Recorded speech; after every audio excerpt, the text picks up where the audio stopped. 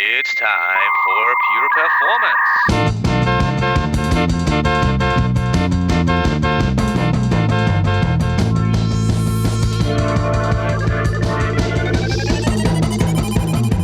Get your stopwatches ready. It's time for Pure Performance with Andy Grabner and Brian Wilson.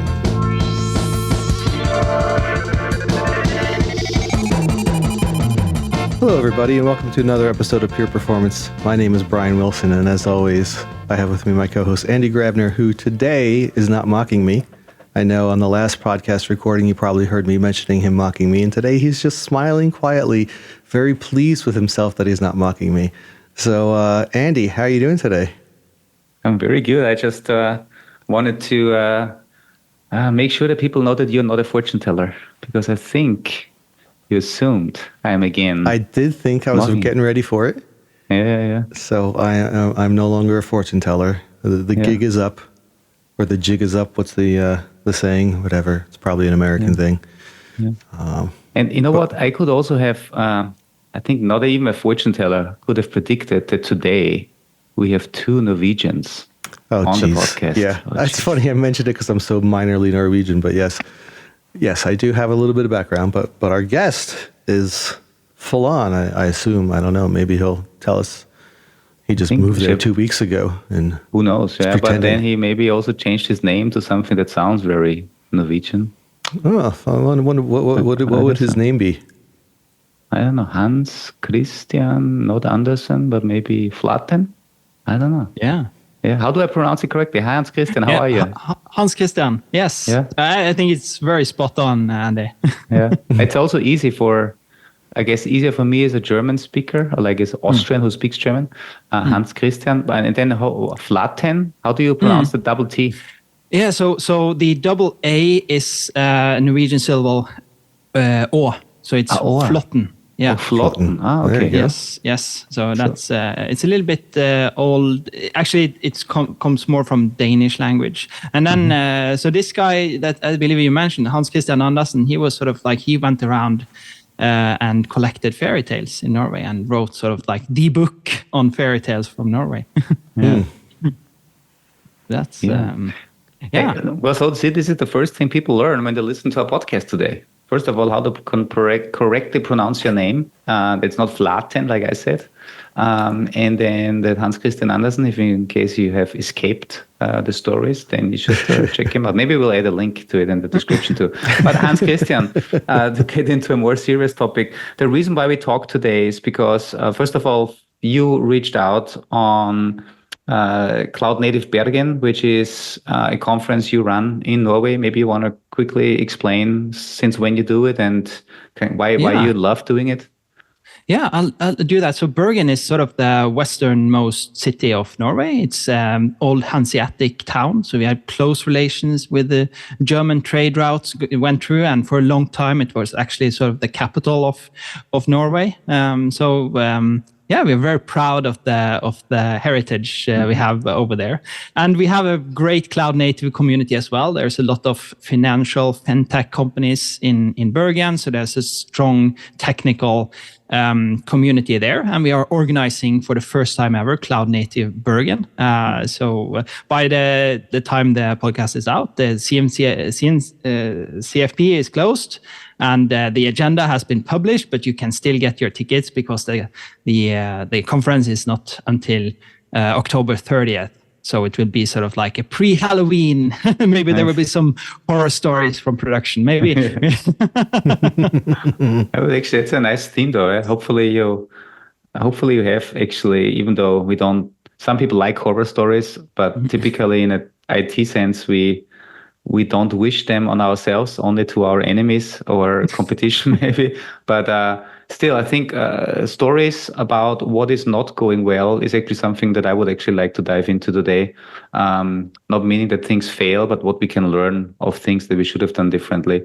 So thank you so much for this, for the Cloud Native Bergen, folks. If you want to attend that conference, the links and the details are in the description. Another thing that, once we connected and talked, I then stumbled across a blog from you, and it's called OpenTelemetry, from 0 to 100, the story of how we adopted OpenTelemetry at NAV, Norway's largest government agency. And I read through their blog, and OpenTelemetry is obviously, especially Brian, where you and I are, right? We're constantly reminded that this is a big topic. We see a lot of people, looking into OpenTelemetry, adopting it, and there's obviously we hear a lot of great stories. But today, before hearing the great story and how you adopted it at the Norwegian agency, I want to first hear the things that you typically don't hear when you listen to a presentation at a conference where everybody's just saying, we achieved X, Y, Z, and where everything is perfect. So Hans Kristian, if I could ask you, maybe let's start off with some of the challenges you have with adopting, some of the things people should know that you would have liked to know before starting on their journey. Yeah, so right off the bat, these things take way longer than you anticipate. So we were already we were preparing mentally for this, and we have been through a number of sort of transformations and changes over the past, and they are still ongoing, many of them, as in most organizations, and this is no exception, and it's so intricate. There's a lot of moving part. The standard isn't really standardized for all the different areas. The documentation is certainly not complete. So we have to dig through source code and sort of figuring out, this markdown is not it's slightly different from what's on the website. Which one is actually the one that we are supposed to follow for what the version we are. So it's a huge area, and as you all know, sort of observability, and then adding on sort of a new standard to rule them all, sort of makes it just infinitely more complex. So I wish that sort of more people would have sort of prepared me for the complexity there before digging in. So that would definitely be one of the first areas there. So. And then we have sort of different smaller, more concise areas, sort of like lot of a lot of noisy data when we started, because we went through so just to give a little bit context. NAV being the Norwegian Labour and Welfare Administration, and we have been doing Kubernetes for close to 10 years. So by now we have close to 2,000 individual applications or microservices or whatever you want to call them in our clusters. So fairly large amount. We have roughly 1,000 developers across 100 plus teams. So it's a fairly sizable operation here, and sort of having developers do anything is sort of a challenge in itself. Nevertheless, sort of throw out the sort of have the instrument with all of these SDKs and libraries and so forth. So we knew that we had to provide sort of an easier on-ramp, at least. We had to sort of cater to both worlds, those that, we want to be completely in control and sort of know every single binary or SDK or library or package we want, because we have those teams as well. But the majority there sort of I've already sort of a backlog for several years of development. Please don't sort of add more to the backlog. Make this just work out of the box. So having sort of a way to automatically instrument, and actually sort of I was a strong sort of I wouldn't say against Java, but sort of I've come to like Java more and more, because the JVM at least has some really, really solid hooks, sort of and recent versions of Java is actually becoming quite nice.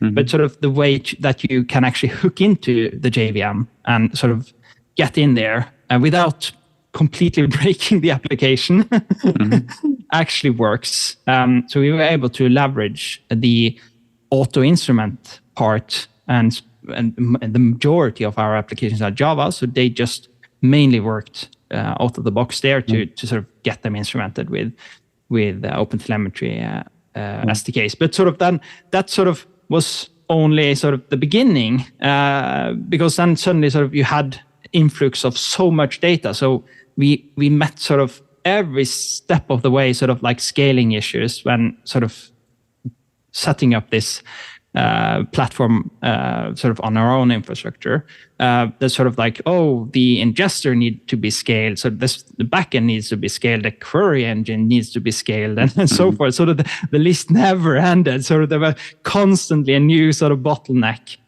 And then sort of once you had all of the data, sort of making sense of it all, sort of how do we actually explain to the teams that this isn't sort of like, well, there is certainly advantages and some really, really strong motivations on adopting OpenTelemetry, adopting a standard.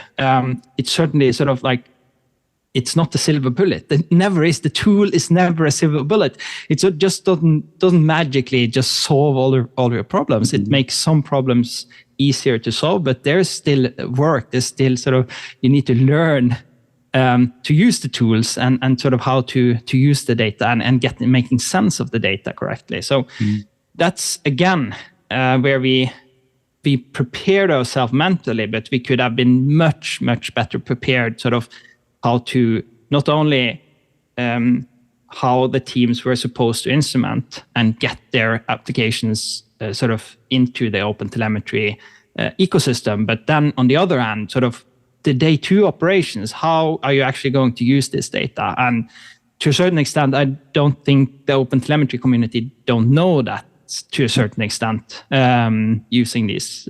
So there were no prior sort of like, oh, this is the questions that you are solving, and sort of these are, and at least we didn't find them. So then they're very well hidden. So I mean, that's. Can I quickly inject here, because I think that's an interesting thing that you say, and observability is more than just gathering the data, right? OpenTelemetry, the SDKs are solving the, how do we get the data from the apps, from the frameworks? Then we have the OpenTelemetry collector who can collect it, transform it, and then send it to a backend.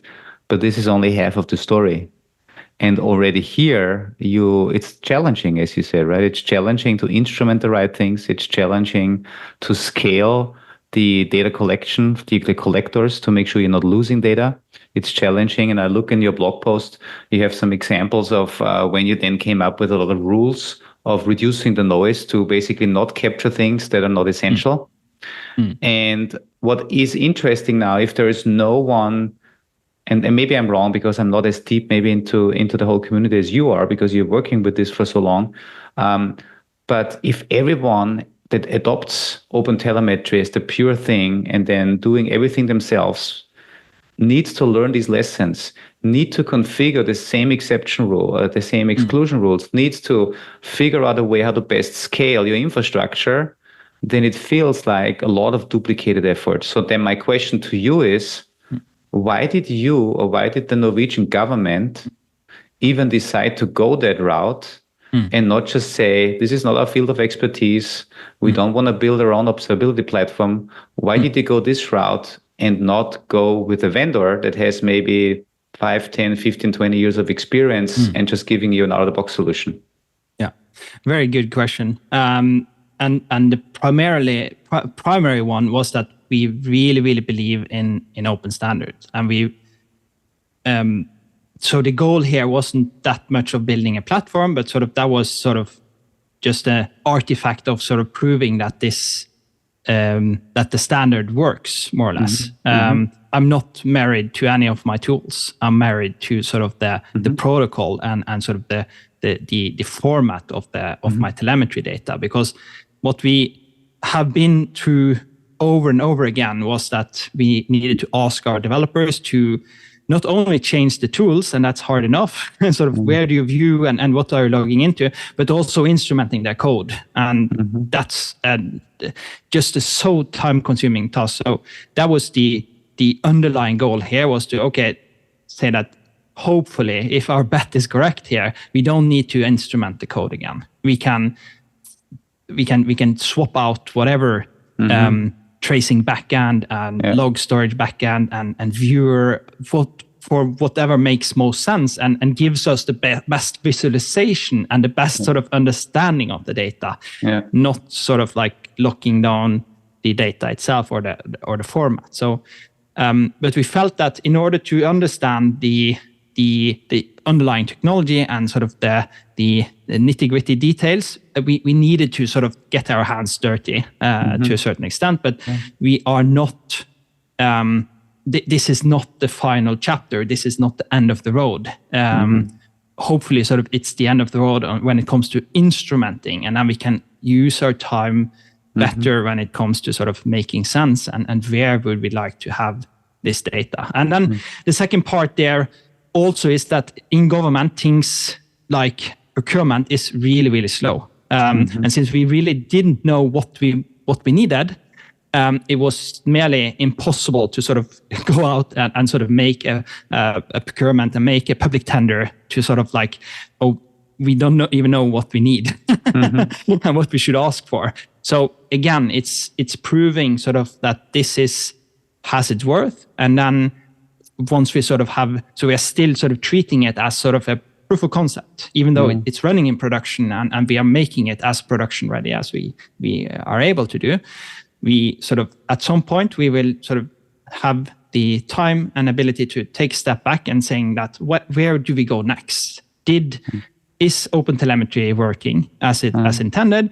And is there better options when it comes to the tooling, to the storage, to the analysis, and sort of what extra sort of can we do with this data here? And looking at, and hopefully by then sort of the ecosystem has matured when it comes to sort of integrations with OpenTelemetry, and sort of like there will be different options for us to choose from. And maybe we have, because due to our size and sort of maybe there's not one option fits all, and maybe certain domains, certain teams, technologies, or what have you, sort of will favor sort of these tools here, and some other will favor there, and there will be some overlap because we can send the data to multiple sources because we have the collector, and we can just say that, now we want to send it here, and maybe the teams can in larger degree choose their own journey in that sense,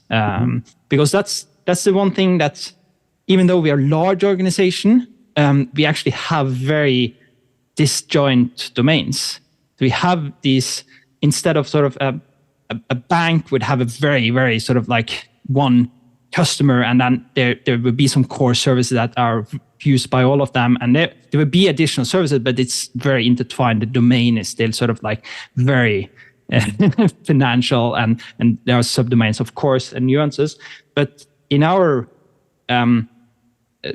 in all of the services we provide, they're actually quite independent. Sort of your paternity leave has nothing to do with your disability payments.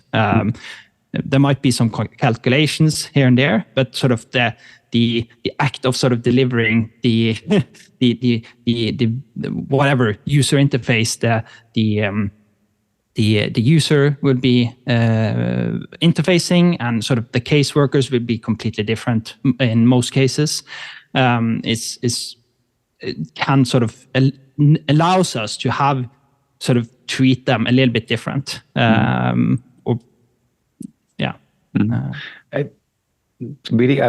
taking a lot of notes as always, and one of the things that I really thought was I think should be a quote out of here is the goal that you try to achieve with going with OpenTelemetry and kind of proving it out is that you don't want your developers to constantly, with every cycle of your kind of, let's say, tooling, also have to change the way they do coding, they do instrumentation. And I think this is why betting on a standard makes a lot of sense, right? And I really like that. So don't force any tool decisions that you do in the back end onto the way developers are actually instrumenting their applications. And I think that's why going with OpenTelemetry makes a lot of sense. And I also agree with you. I mean, OpenTelemetry has come a long way, and so has adoption also of commercial vendors. You know, whether it's us, Datadog, New Relic, Splunk, where we are all in the observability space. And I think we all take OpenTelemetry very seriously. We also see it as a big benefit because it means that while we still obviously have our agents, OpenTelemetry is a great source of information for us. And like what you do, 100%. You try to go to 100% OpenTelemetry. That's what we see more and more people asking for. Yeah. On the Java side, just jumping quickly back because you said you kind of fell in love with Java. I just recorded a video this week on GraalVM. I'm not sure. Have you looked into GraalVM at all? I believe we have teams looking at it, experimenting it. Maybe we even have it running in production. I'm not entirely sure because there's just so many applications. But that's a really interesting. But of course, sort of you're trading your startup and memory and sort of efficiency during runtime into a longer build cycle. And I know that the same teams are also trying to get their builds as short as quick as possible. There are some teams that are really, really to the extreme, sort of focusing on sort of having when you commit to when you get sort of a thumbs up or a thumbs down with regards to that commit to sort of not add on additional seconds there. So the only thing I bring it up here is because I learned this week when I listened to the video, or I recorded the video with one of our colleagues. Java Graal compiles Java code into native images, which means the whole JIT compilation, the just-in-time compilation, where you can actually use an agent-based approach. Modifying bytecode does no longer work, and this is what traditionally we use for auto instrumentation at runtime. And so the new approaches need to be found. And I know that in the OpenTelemetry community, there's also initiatives going on to also instrument Graal native VMs. We also, from our engineering team, they figured out a really elegant solution of actually instrumenting the compiler, and then as the compiler creates the native images, we are instrumenting the compiler, so the compiler produces a native image that then has the instrumented code in there. So a really interesting approach. Yeah. It's interesting you mentioned that. Only thinking, like, we've had a bunch of conversations in the past about when people are choosing which platform to use, if they're going to use Kubernetes, if they're going to use serverless, right? Thinking about more than just what they want to deploy to, but if they're going to be able to do security, if they're going to be able to do observability and all that. Your example there almost takes and flips that to the point where it feels like people who are developing these new, these new variations of code and compilation and all are not thinking about how anything else is going to be done on it, right? And we almost need to shift over to them to say, please, find cool new ways that are going to be more efficient, but we also need to observe it. And you have to have something built in for observability so that suddenly anybody who uses that is not blind. It's just an interesting conundrum. It's the first time I'm hearing that and thinking of, because it's usually on the other side, right? Hans Kristian, people will pick something because they think it's what's going to be best for them, and then they come through, okay, now we need to observe it, now we need to do security on it, and it's really, really difficult because what they chose might not be suitable for that, right? Whereas that should have been part of the consideration early. Feels like that consideration has to go into these new things too. But interesting, very interesting. Yeah, absolutely. And we are trying to sort of lift or embed the focus of observability into the teams, because there still have a lot of teams that sort of treat it sort of way that have no sort of thought or sort of it's just an afterthought about the whole observability thing. So still trying to create that culture into all of our teams. We have, to a large degree, we have been able to do it with security. We have a security champions program within our organization that's been really, really successful. Once they sort of found out that, it needed to be sort of like an opt-in and sort of more FOMO afterwards, sort of like, you're missing out and there are some cool events, etc. Instead of sort of like a mandatory sort of top-down sort of, you need to have a security role and something on your team. And so trying to do the same when it comes to observability, but it's a long road there. Yeah. Hey, one additional question on, so you said earlier you've been 10 years on Kubernetes. Are you the platform, maybe you're in the platform engineering team, is everything Kubernetes, or do you also have any other systems that you connect to that are kind of running in the quote unquote traditional, more legacy world? And so we have lots of legacy systems. It's just that it's not under my team. So the platform team that I'm a part of, the NICE platform, it's 100% Kubernetes. So we do have a fairly large on-premise environment. So we have almost 50-50 split between our on-premise clusters and our Google Cloud ones. But it's purely Kubernetes at that point. And that is sort of the when services within our organization are modernized, they are placed into Kubernetes. But we have all the way back to sort of all mainframes still running as our organization, and then everything in between, sort of middleware servers, application services running on bare metal servers or virtualized servers. Is there ever a need from an end-to-end kind of responsibility perspective to get consistent observability from your, let's say, new stack from Kubernetes into the mainframe? Is this ever a need, or is it just completely different silos in the organization and they don't touch base?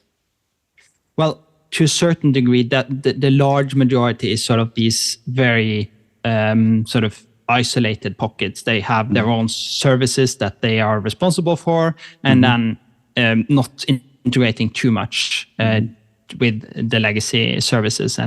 And these larger things that are not modernized are also sort of a little bit in the same boat there. So of course, they are never sort of like ruled without exception. There's certainly some services that still call the more of the legacy or other external services, definitely. And that was, but that's not a second order sort of thought, but we from our sort of initial evaluation of OpenTelemetry, they even have sort of a mainframe working group. So even on the mainframes, there could be the possibility of us running, instrumenting it with OpenTelemetry or getting OpenTelemetry data from it. So it felt as like a safe bet, because the OpenTelemetry, while there are good Kubernetes and container support or for those applications, it has no sort of ties into the Kubernetes community. It's sort of it doesn't really concern itself with where you are running it. It's more it's on the higher order, or depending on where you are, of course. But it's more application focused, or it's network focused, and sort of like it works great in Kubernetes, but it works just as great outside Kubernetes as well. I remember we had a podcast around mainframe and OpenTelemetry with one of our colleagues. So it is really cool to see what's been happening in that space, and what OpenTelemetry and also other open source initiatives have made happen, right? I mean, have triggered, as you said, the great thing about being so open and also defining standards is that once you have a standard and people can agree on it, then you all of a sudden potentially have a really cool ecosystem that evolves and develops. Hans Kristian, I have one more question. You mentioned the challenge of too much data, or you think you call it, how do you deal with the noise of the data? And this is the same problem that we've had since the dawn of observability, right? So it's either not enough data or it is too much data. The question is, what is the right data? And my question would be, how do you educate, or do you have an answer on educating engineers on what is the right amount of data? Like, do people have to go through a training program, or do you have best practices? Do you have any checks in your pipeline to make sure that nobody is logging sensitive data, nobody's logging too much data? Any insights on this would be really interesting. Yeah, absolutely. And that's that.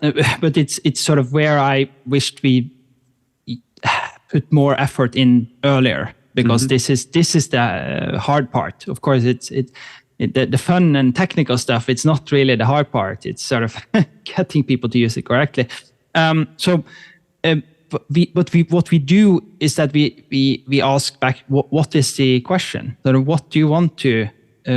What is it you want to answer? And then focusing on the important. What are the important user journeys that you want to sort of be able to make sure actually works? And surprisingly, sort of, while they can sort of, the teams often can say that sort of these are the characteristics of the system, they are not that certain of what's the critical user journey of this one application here. So they actually then have to go back to their own stakeholders to sort of, but we have all of these features here, but what's actually where should we sort of start to make sure that this is actually working, and it's working not only correctly, but it's performing to a level that we feel is satisfactory to our users. So it's sort of a long journey here to sort of, as you mentioned, sort of the realm of observability. It's the technical part and the data parts only just a small part of it, and it's so much more about sort of the mindset and sort of what do you want to get out of it. So that is where we are now, increasing our effort to sort of have these training programs to enrich our documentations and sort of to ask these questions here and sort of get the developers more into a state of mind of thinking about this more rationally or specific to what the user might be doing at the given moment, and what can go wrong, and how should we actually sort of react to that, and where do we need to know if something goes wrong, and more than just sort of just instrument, just get as much data as possible, and because then sort of we end up just the same position that we are today, where we have a lot of data, but we really don't know, or the developers don't know what should they expect. What is the sort of, here are lots of noise. Should we react on it? We don't know. Hey, Brian, this feels like a lot of the conversation, right, that we have with the people that we interact with. I mean, we, on our end, right, we are capturing a lot of data by default without people having to think about what to capture. But in the end, it comes back to this educational piece. What is it really that is important? And then, what data do I then look at? And for me, it's fascinating. It's also interesting too, because a lot of people have ideas of what data is important, right? And they might be missing the big picture. This is a bit of a stretch of an example, but you might have people coming in saying, well, we need to know what the CPU utilization of each thing is at every single time. We need to know how many times these methods are being fired off. We need to know X, Y, and Z, right? And then when you turn around and ask, well, why? It's like, well, that's what's going to help us fix, right? Then it's like, fix what? And they say, well, if something goes wrong, well, how do you know something goes wrong? And they stop and think, right? Because if you think about it from like the SRE point of view, is it starts with what is it that you're delivering, and are you delivering it okay? Sometimes, especially if you're in a dynamic situation like Kubernetes where it can auto scale and add more pods to handle the load, it doesn't necessarily matter what the CPU of each pod is, so long as it's scaling properly and it's delivering error-free and in a timely response, right? Those are maybe nice to know things, but the more important thing is, first of all, are you delivering against your SLOs? And then when you have that front end, the user-facing piece defined, that I believe helps you fill in all those back ends. Because as you find out from like game days or chaos experiments, what are the things then that help you troubleshoot those things, and that can help you backfill into what are the important things we need to know on the backside.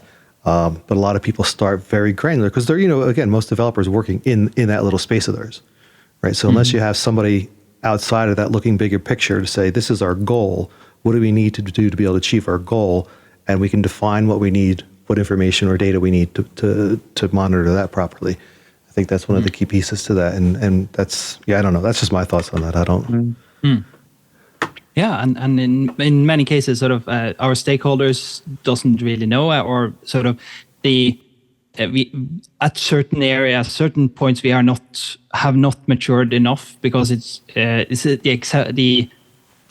thought is still like, but why do I need to concern myself about sort of individual pieces? Shouldn't everything work? Why isn't this, this sounds so easy. You're making this system here and it should work. It should be binary. And to a certain degree, it's sort of like a little about sort of our legacy mindset. And it also sort of working in public sector where we have all of these rules and regulations, and it's fairly binary. We need to abide by all of them. There are very few things that we sort of need to concern ourselves that are optionals. All of these sort of criteria needs to be checked, and then you get the service. Or sort of it's not optional to just say that, oh, you we were able to check 4 out of 5. That's good enough. And maybe sort of while private sector certainly has sort of like rules and regulations that they need to abide by, there are still sort of a lot of more flexibility when it comes to sort of decisions from the company. You need to go high enough up to sort of have decision-making authority, but saying that, okay, at this point, we feel that it's good enough. We are certain enough, and we are willing to take the risk. That risk mindset isn't really translated very well into the public government, because it's, again, sort of there are no one there to say that we can actually go outside or disregard some rules or regulations, because that's all we need to care about is these things. There are no sort of like, oh, but our company is sort of, we have a mission and sort of like, and sort of like it's created to serve some purpose. We are sort of created to cater to whatever the politicians and sort of the government has decided that this is how it should be. Yeah, when you talk about filtering out the noise, I'm curious, right?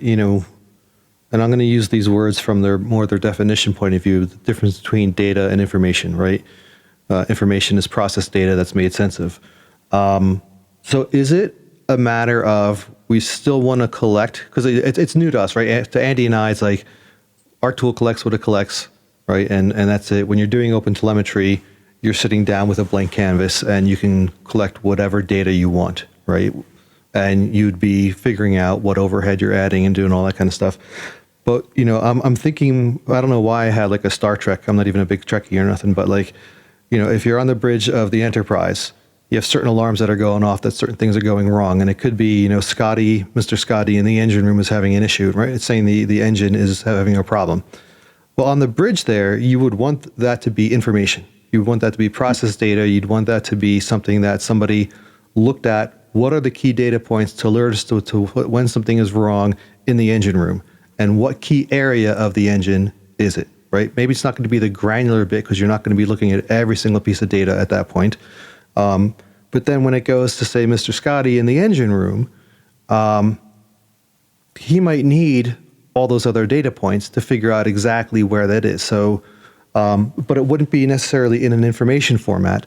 It would be, if you think about sensors on every little single thing, okay, we know it's coming from this area, and now that I'm looking at the data itself, I can see this sensor is telling me it's this little piece. So when you're talking about filtering out the noise of the data, is it you still want to collect a bunch of the data, but you're only going to info process certain pieces?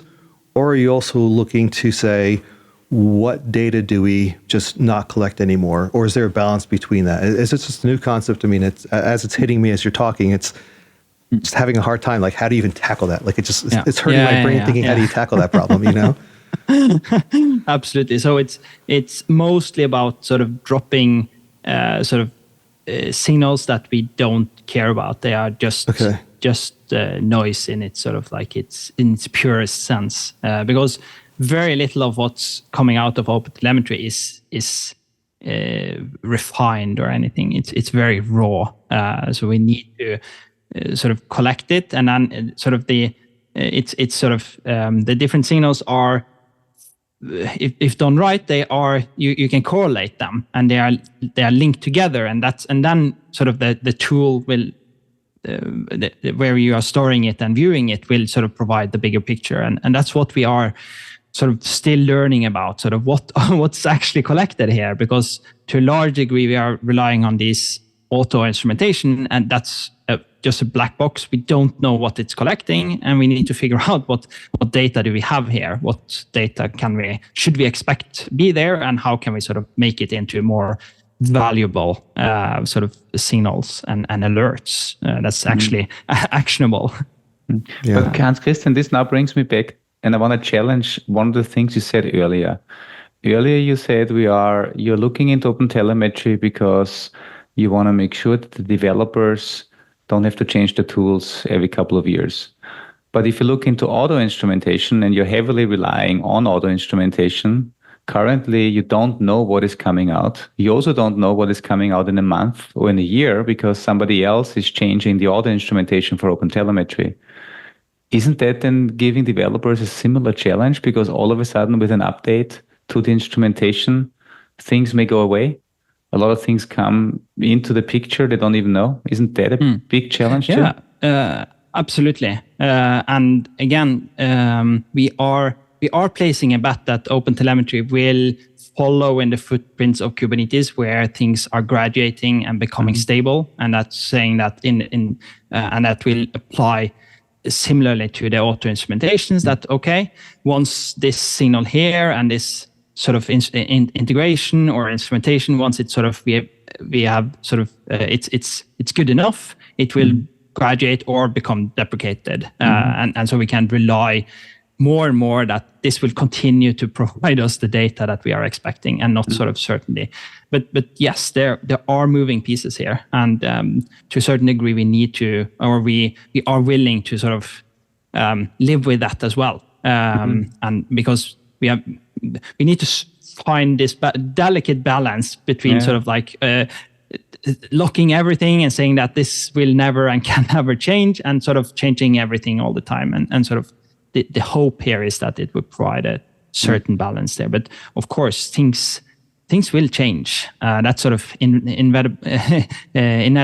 But it's just a matter of how sort of how much pain does it involve when it needs to change. That's but yeah. Good point.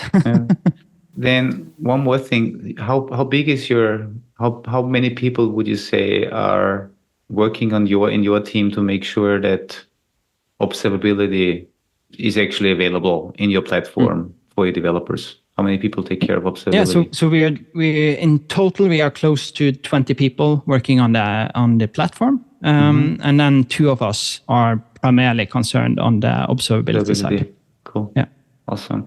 And do you have a measure of success of adoption? Do you know, like, hey, something happened, either OpenTelemetry messed up with the latest deployment, or something happened and developers all of a sudden don't use it anymore? Do you measure somehow and look into adoption rates and then also kind of act on that data? We are following closely adoption rates, and then sort of working with teams and applications that are experiencing problems, often sort of suggesting that they start adopting OpenTelemetry and sort of the tools that we are providing. When we see that this is a prime example where if we had better insights, we could at least have understood the issue faster, and maybe even sort of alerted once you sort of had been aware that this issue here could arise. So we have a lot of, since we are such a large organization, sort of our first responders have a hard time sort of figuring out what is when someone calls about some parts of the organization not working correctly, figuring out sort of what team is actually responsible, where would the root cause actually, or sort of where would it be likely. So most of that is done via intuition today. So it's a huge respect to that team that sort of knows a lot of what's all of the old systems, and then keeping up with all of the new ones as well. But we want to give them tools that sort of better say that once the user in this area here have reported an error, you can go and you can trace it back and see which other, maybe seemingly unrelated area is causing error, or correlating a bunch of errors and seeing that, oh, but this is due to a network issue between these two sites here, for instance. Yeah.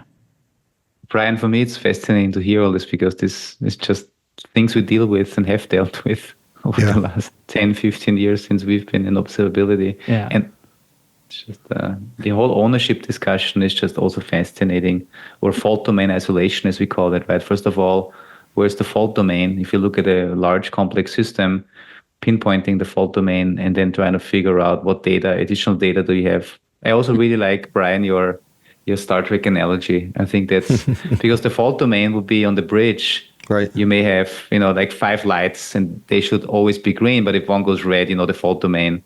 And then, who is responsible for that fault domain? You go to Scotty or you go to somebody else. But that's really sorry for the Star Trek fans. I only went back to the original. I know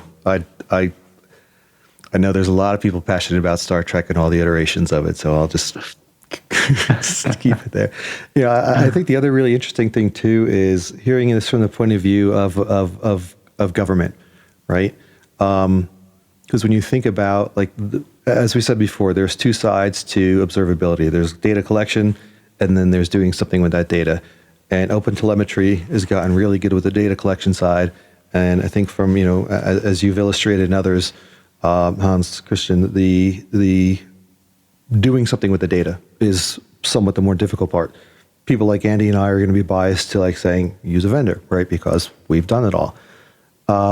But in a government situation, a couple of other factors play in where, number one, they don't have to be as budget conscious, right? So to set up a team, well, not that governments want to waste money or anything, but they're not beholden to shareholders, right? Private sector or companies, they're looking at every penny and nickel spent. You might have some people who are, looking at that in the government side, but it's not as drastic as that. You're not, you are beholden to the voters, but something like this isn't going to be so noticeable. So you can create a team that's going to create the back end for the processing for it without as much of an impact, because it does always boggle my mind when we have companies who, the DIY approach. I understand the desire, I understand the creativity, I just understand the curiosity, but it's you're paying for all these employees as a company to work on this thing that has no direct tie to your revenue, no direct benefit to your shareholders or anything else like that when it exists. So I think governments have a lot more leeway to play that game. But I can also see the importance of not necessarily being tied to a vendor as well, because on the government side, you got to think about, okay, we're friendly. This vendor is from country A. We're friendly with them right now. And now tomorrow we're no longer friendly with them. And half of our systems are in their software, right? So it does give a compelling reason, especially at least in the government sector, to do things this way. But fortunately for us, it doesn't give a compelling reason for a private sector. Yeah, and in most, I completely agree with you, Brian.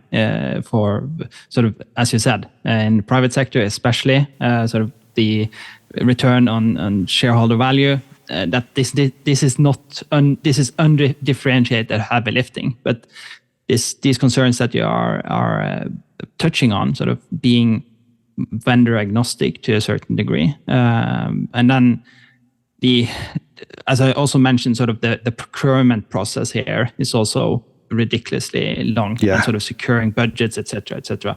So this was really the only way that we could sort of get this off the ground and then prove to the people that we need to prove it to in order to get the proper budget for saying that now we have good faith in this. We have learned this. We have fixed these issues, and this is helping our developers and other areas in our organization and our end users, of course, getting a better product, better services. Now it's the time for us to sort of tackle other problems and sort of see what of this stack here can we now outsource and purchase as a service to a large degree. Hey, Hans Kristian, it's amazing how time flies, because at least on my clock, it is almost at the top of the hour, and we typically record just about an hour. By the way, you are 1 hour ahead of me, right? In Norway? to Central European time? It's, what time is it? 6 o'clock here. Oh, it's 6 o'clock too. So we're on the same time zone. Yeah. Yeah. I do have one final question though for you, because I know I had a recent discussion with one of our customers on this, and he was talking about vendor lock-in versus community lock-in.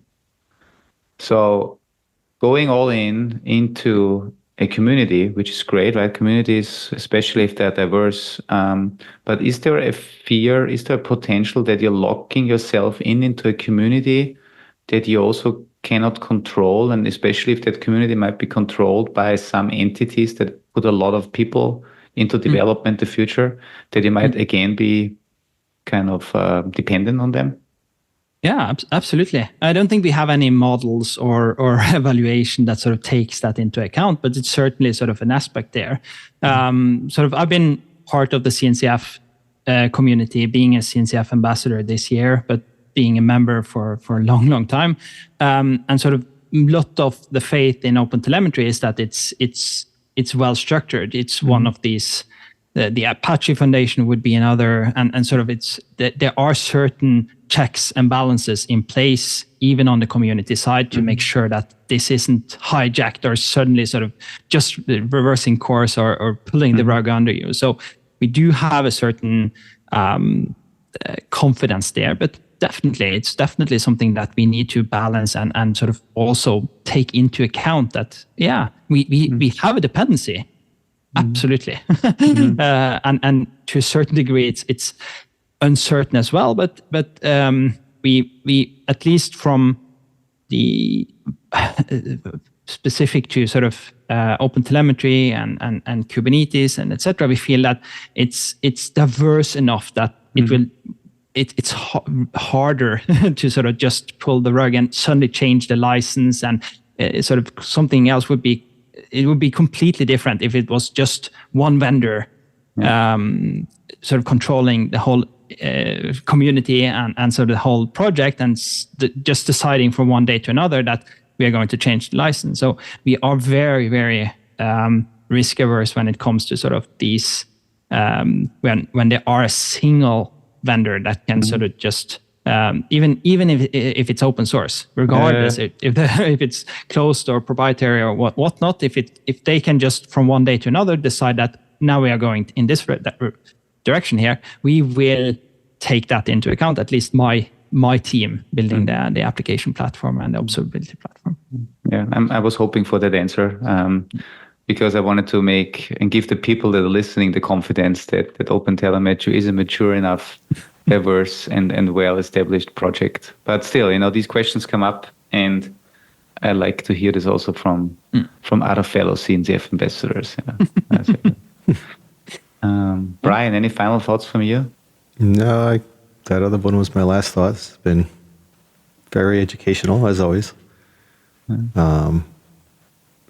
I guess Did we cover everything? I was just saying, yeah. No, I was just like asking Hans Kristian too. Did we miss anything? Did we miss anything important for people, especially that want to follow your path? I'm mostly on LinkedIn these days, sort of dropping out the whole Twitter X when it just became so toxic. Yeah. So please connect with me there. Really, really enjoyed being invited here, and there are so many other facets of the platform that we could have talked about. So yeah, maybe I will come here for another episode sometime. Yeah. And I'm looking forward to being in Bergen because while we will probably see a lot of containers in the Kubernetes clusters, I do hope then we also see some containers on real ships, because you mentioned that Bergen is a big Hanse city. So there will be a lot of big ships. Yeah, let's hope so. Great. Yeah. All right. Well, thank you again, Hans Kristian. Sorry, I just totally blew your name. I called you Han. Wow, it's like Han Solo, Han Kristian. Han Solo. Hans Kristian. I can't. No worries. So we went from Star Trek to Star Wars now, so full circle. Now we just got to somehow get in Blade Runner and the Dune stuff, so to be fully sci-fi nerdy. Anyway, thank you very much for being on today. It's been amazing to have you. Great stories. It's probably one of the more, I hate saying more unique because that's not a real phrase because you can't say more unique, but I'll say it anyway. It's one of the more unique discussions we've had around OpenTelemetry, especially around like the government push behind it and how that's all working. So, and really thanks for the sharing some of the pitfalls you encountered along the way. That's always key. We always hear the sunshine story, but we don't hear the troubles along the way. And I think if more people hear the troubles along the way, they'll be able to look out for them, to learn from others, and not have to repeat the same lessons everyone else has learned the hard way. Anyway, thank you very much. Thank you, our listeners. Thank you, Andy, as always. And we'll see you all next time. Bye-bye. Thank you.